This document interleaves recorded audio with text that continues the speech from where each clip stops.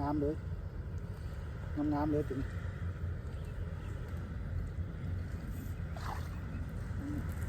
มาเยอะพี่น้องมาเยอะ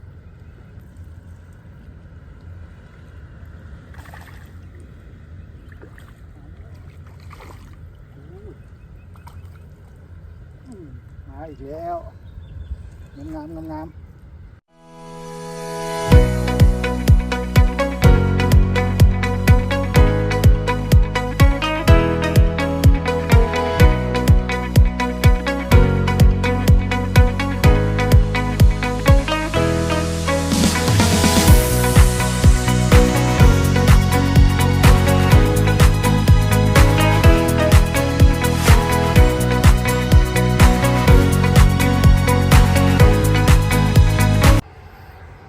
สบายดีพี่น้อง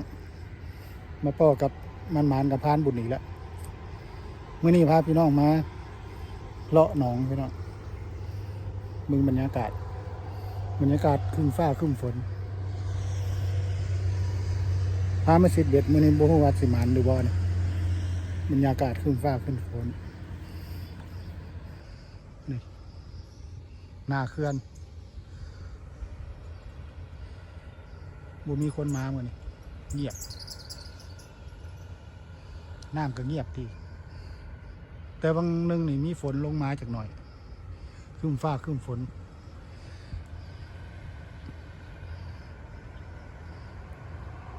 ลงบรรยากาศไปลุยกันเลยพี่น้องหมานบ่หมานไปลุยกันเลยใส่เนื้อสดพี่น้องใส่ตับไก่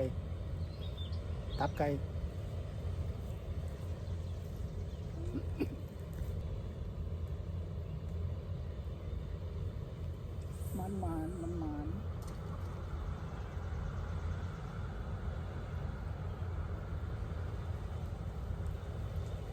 ฝนลงมาเลยฝนตกซ้ำบัดนี้พี่น้องเอ้ยฝนตกซ้ำ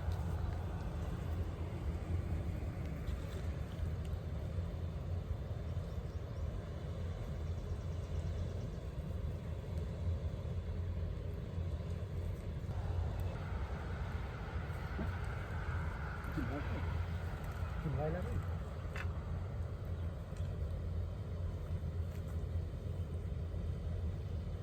ตัวน้อยคนเอามาเร็วพี่น้องเต็มเลขมาเนี่ยอู้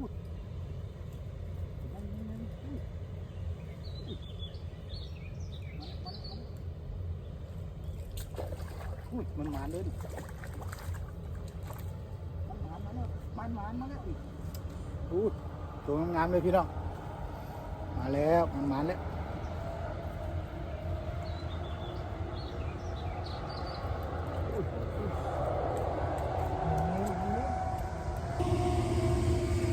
มาแล้ว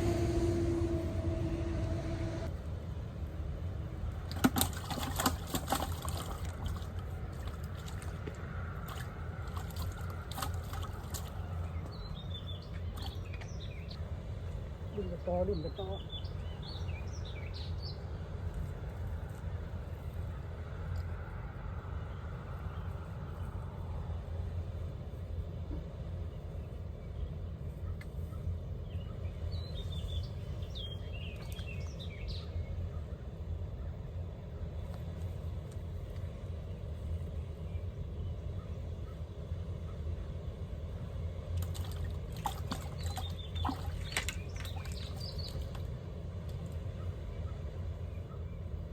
ตัวน้อยเสื้อลาย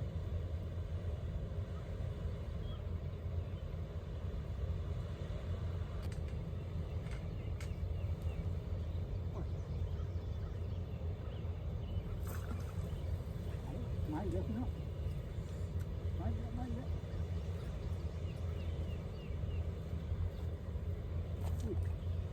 ถึงไปแค่ตัว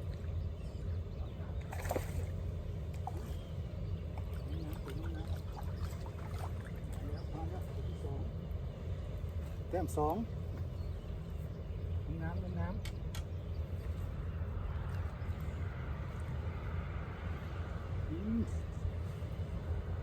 ้ำงามเลยพี่น้อง เก็บเก็บ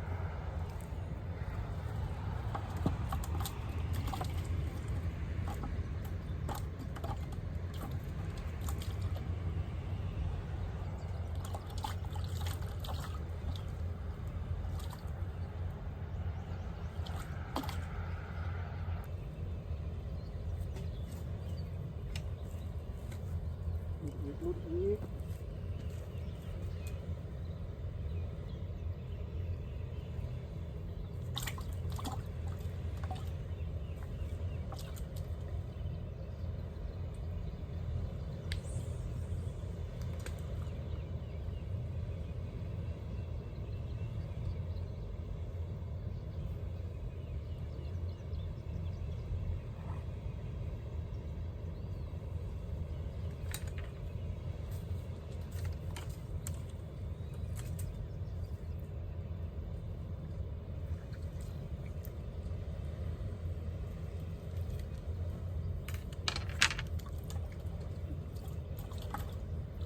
มาอีกแล้วพี่น้องมาอีกแล้ว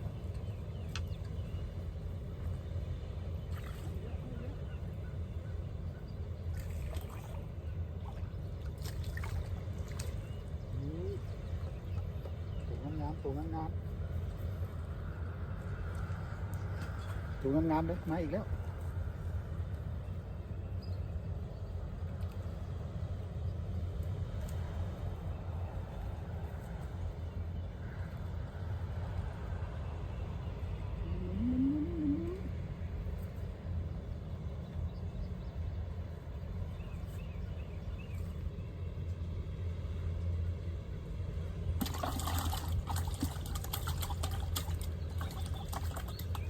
2 แต้ม 3 แต้มแล้วตัวพี่น้อง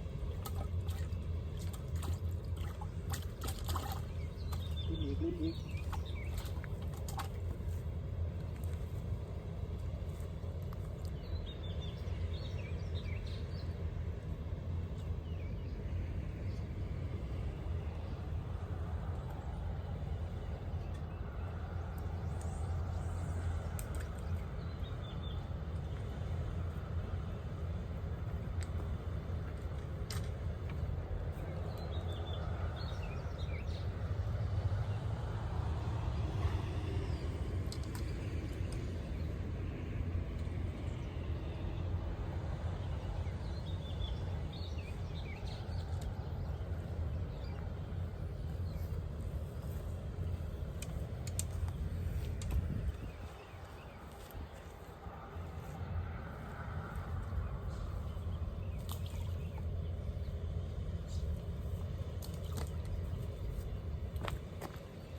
แล้วก็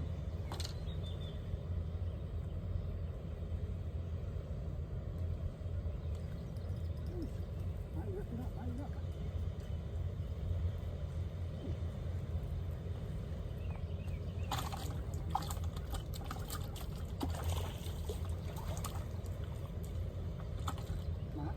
วตัวงามเลยปล่อยบ่ตัวนี้ตัวบ่ใหญ่ตัวงามแต่บ่ใหญ่ปานใดปล่อยซะพี่น้องปล่อยซะเถอะ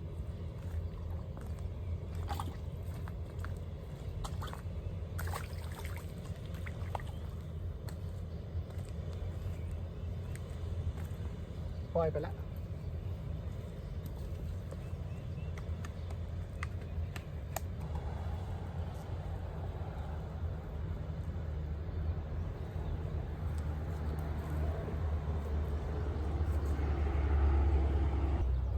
รุ่นใหม่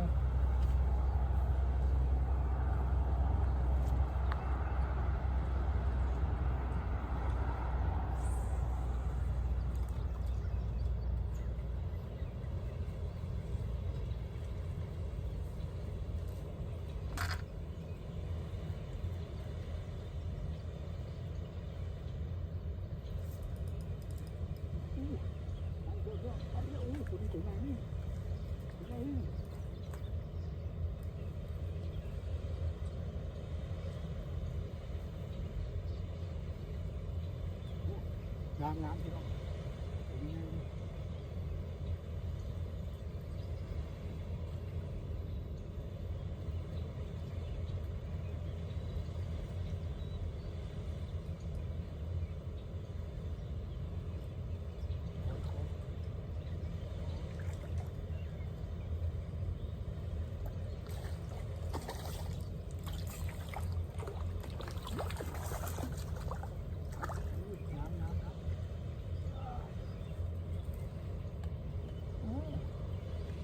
นี้ตัวใหญ่ตัวนี้เก็บงามๆเลยพี่น้องเก็บก่อน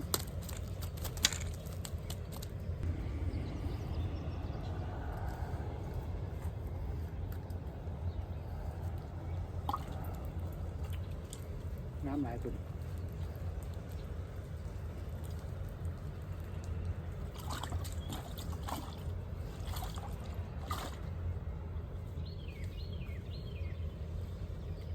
รุ่นอีก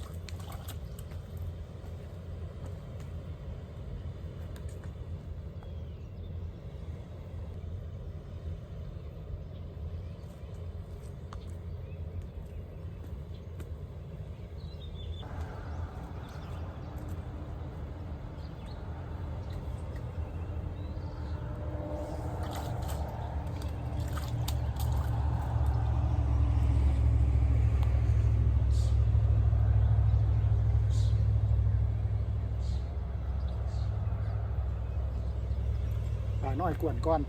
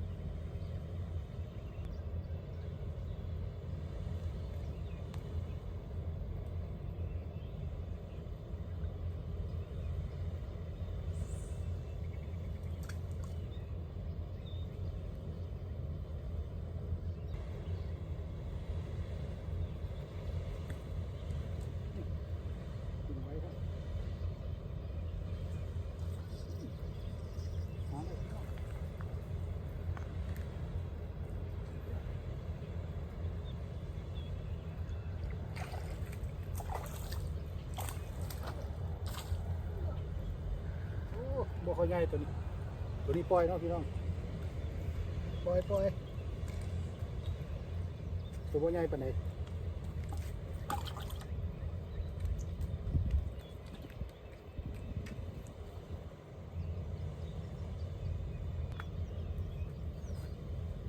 ปล่อยจ้ะ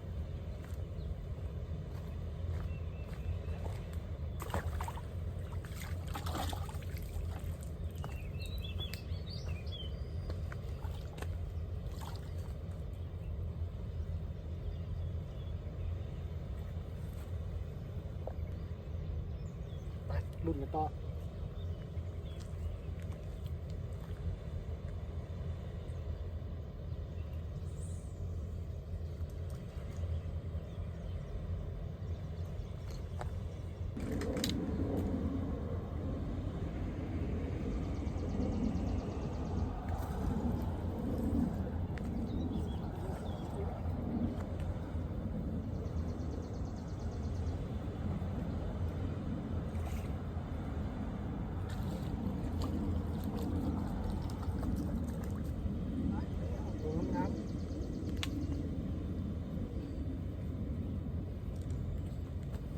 งามเลยพี่น้อง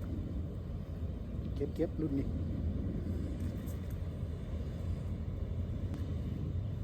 งาม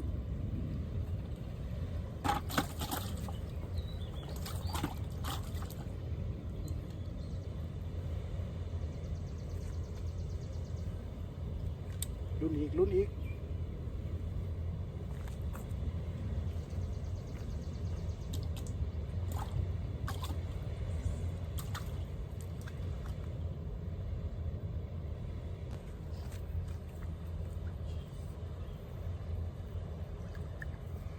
มาอีกแล้วพี่น้อง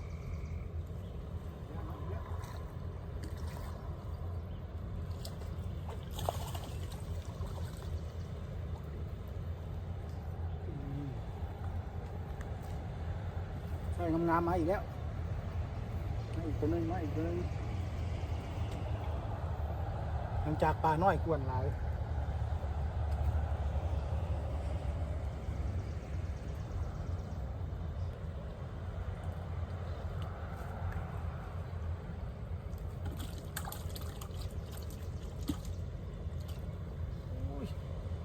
ปลาน้อยเขากวนหลายสิได้สำละปลาน้อยกันแบบนี้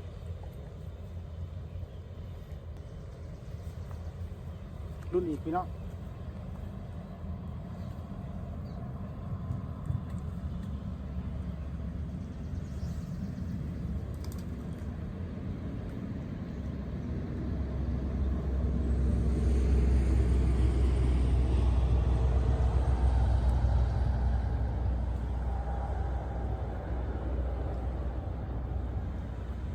ผมจะทำท่าสิตกอีกแล้ว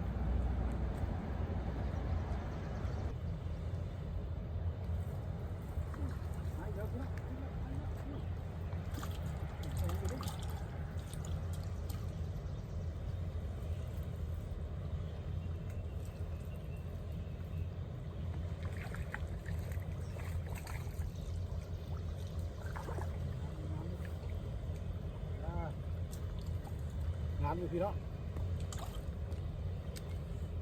งาม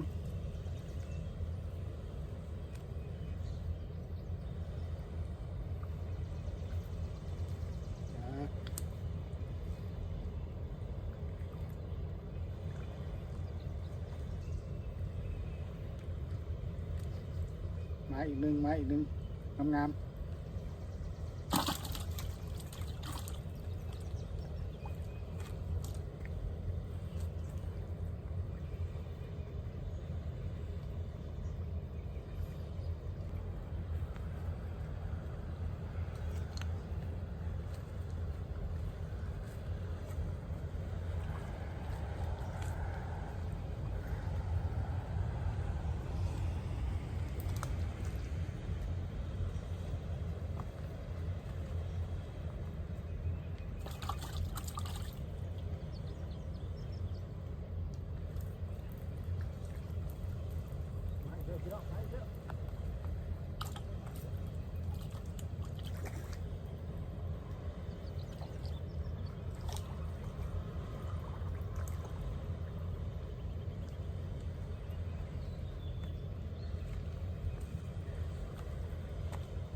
ตัวนี้บ่ค่อยใหญ่ปานใดพี่น้อง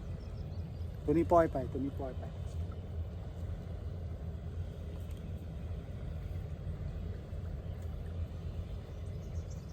ปล่อยไปตัวนี้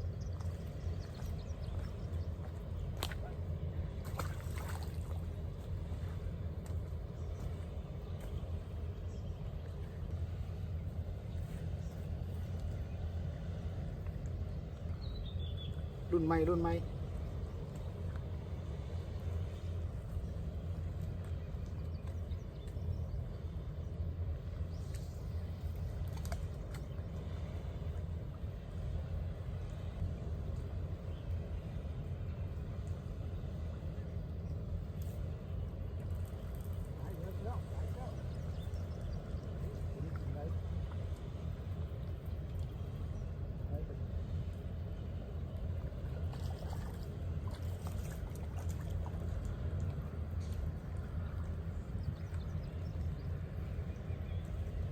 ตัวงามเลย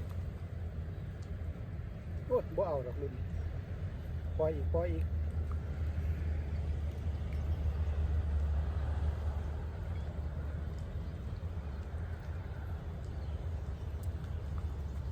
ัวงามพี่น้องจะปล่อยอีก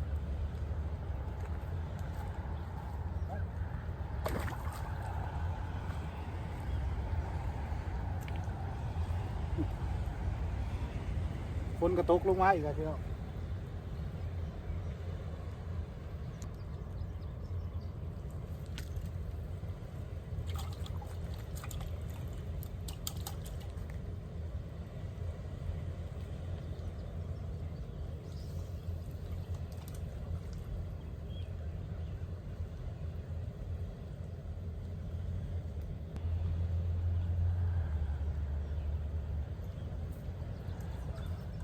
มาอีกแล้วพี่น้อง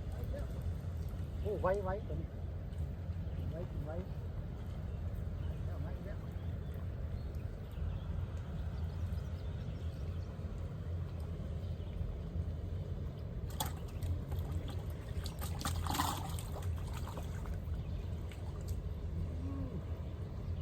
งดีคือว่าสิตัวใหญ่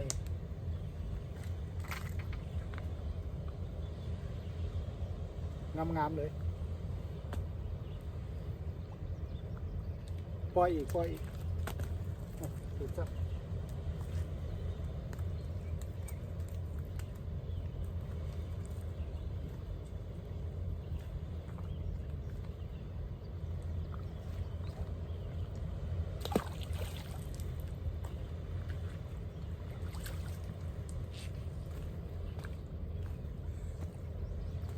ตัวผู้ใหญ่ปานไหนพี่น้องปล่อยไปอีกละ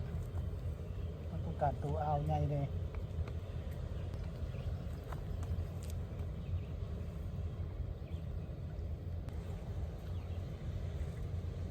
ไปรุ่นอีก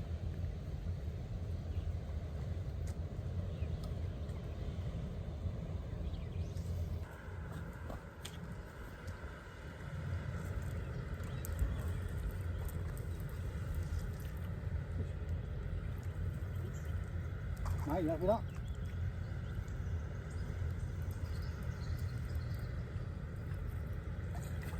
เห็นไหม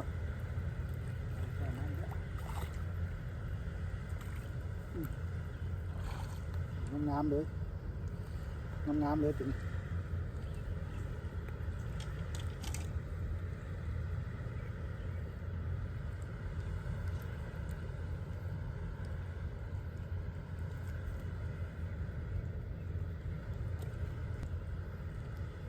ก็ตัวงามสมควร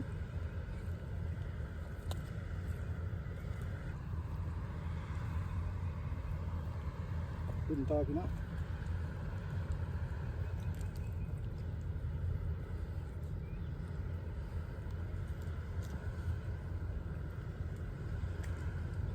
บุเดียวตกบุเดียวยุดฝนก็ได้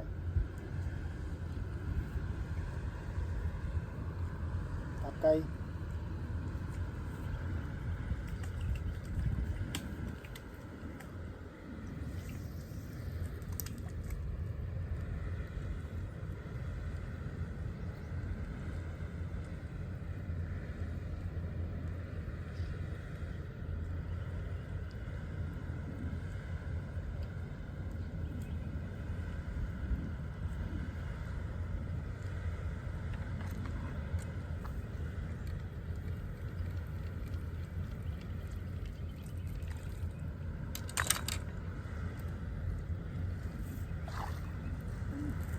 มาอีกแล้วพี่น้องมาอีกแล้ว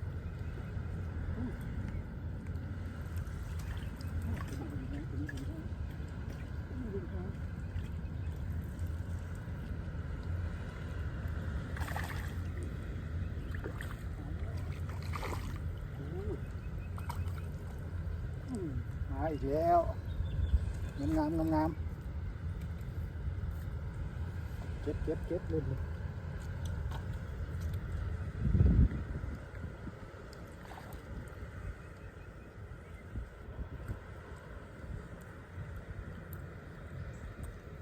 งามหลาย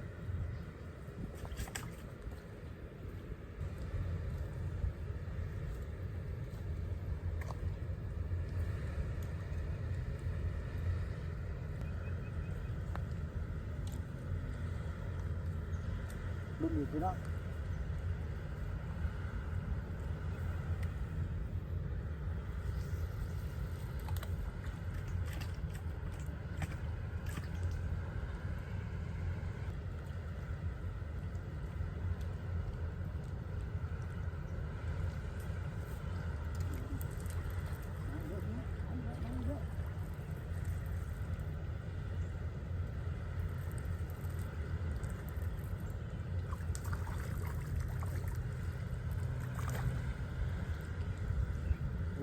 งามเลยงามเลย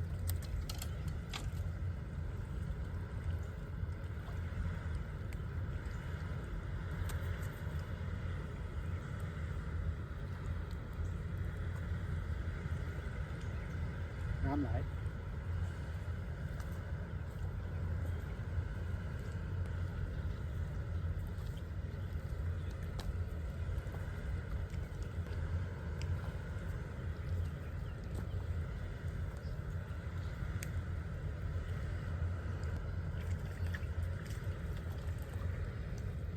นอีกเนาะ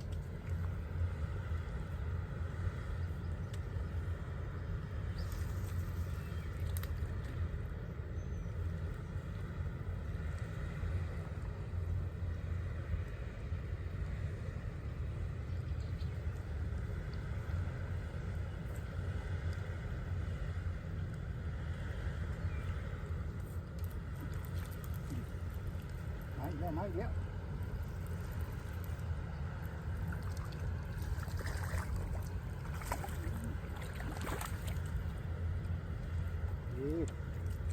งาม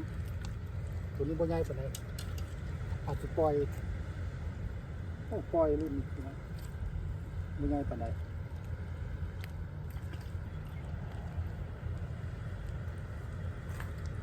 งาม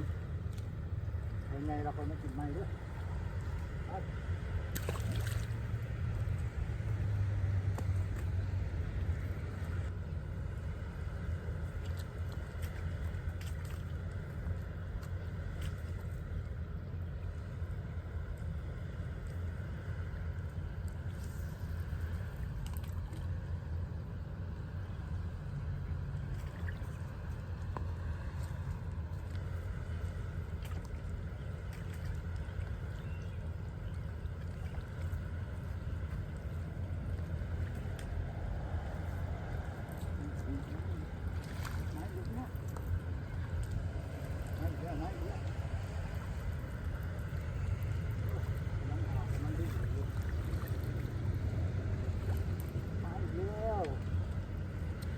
งามเลยรุ่นนี้งาม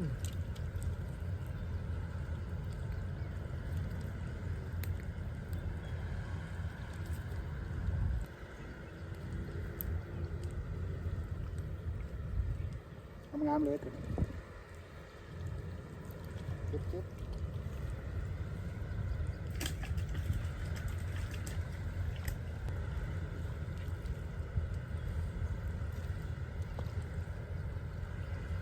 รุ่นต่อ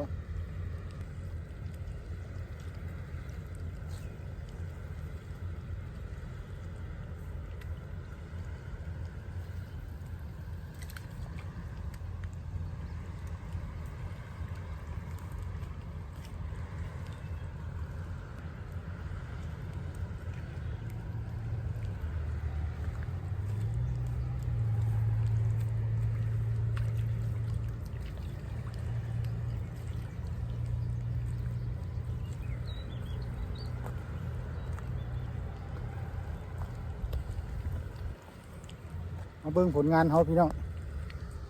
มาเบิ่งผลงานเขาก็ได้หลายตัวแล้วได้หลายตัวเติบนี่กินอีกเลยกินอีกแล้วนี่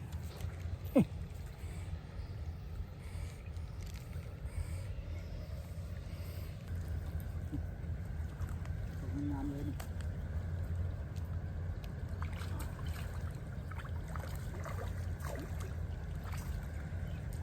งามเลย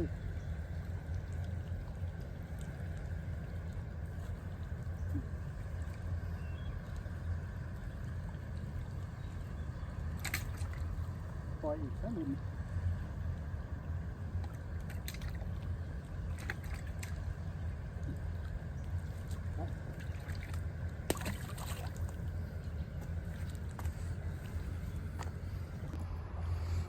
เบิ่งผลงานเขาพี่น้องก็ได้หลายตัวเติบแล้วเด้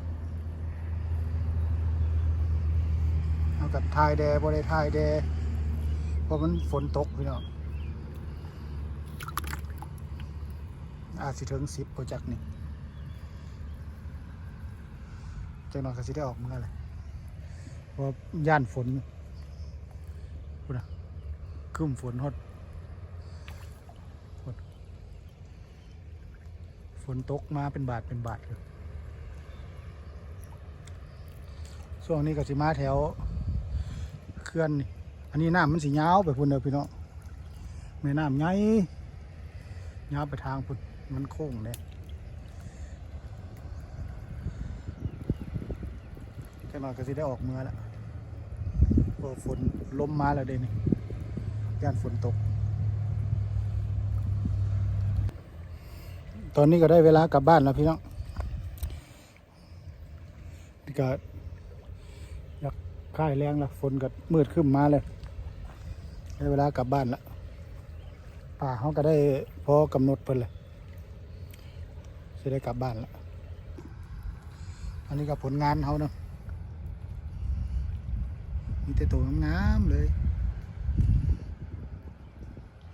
ป่านี่เพิ่นให้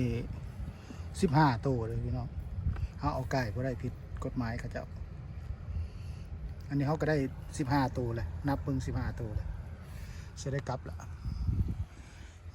เมื่อหนาจังมีเลยเวลาจังสิได้พาพี่พาน้องมารุ่นความหมานกันไหมบรรยากาศโซสิย่างขึ้นค่อยได้พี่น้องเอ้ย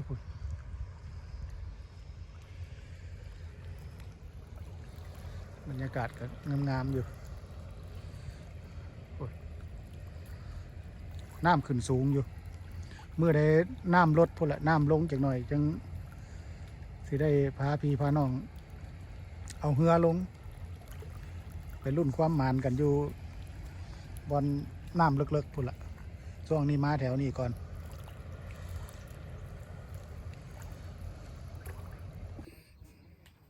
ตอนนี้ก็ขึ้นมาฮอดรถแล้วพี่น้องโอ้ยโซ่สิขึ้นค่อยได้เมื่อยมาฮอดรถละอันนี้กับผลงานเขา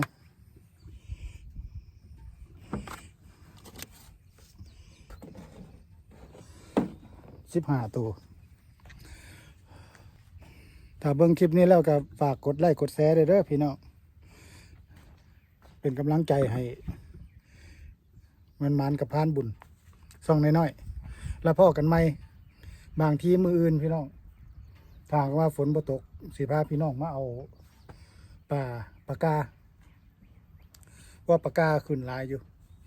ว่าเอาไปเฮ็ดปลาแดดเดียวเฮ็ดปลาแดดเดียวนี่แซ่บเลยพี่น้องสำหรับมื้อนี้ก็บ่มีอย่างไรเนาะพี่น้องก็ฝากกดไลค์กดแชร์ให้มันกับพานบุญเพื่อเป็นกำลังใจสำหรับมื้อนี้ก็ขอกล่าวคำว่าสบายดีพี่น้องพอกันใหม่ในคลิปต่อไป